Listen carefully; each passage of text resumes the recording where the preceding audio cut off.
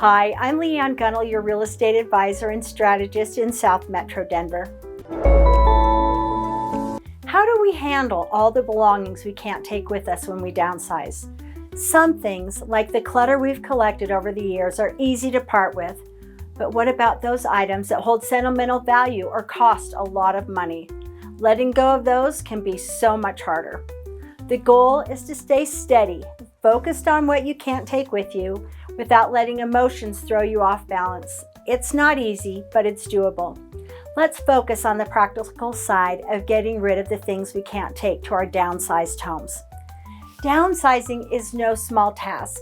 Every space from the attic to the basement needs to be tackled. Closets, drawers, dressers, and storage areas.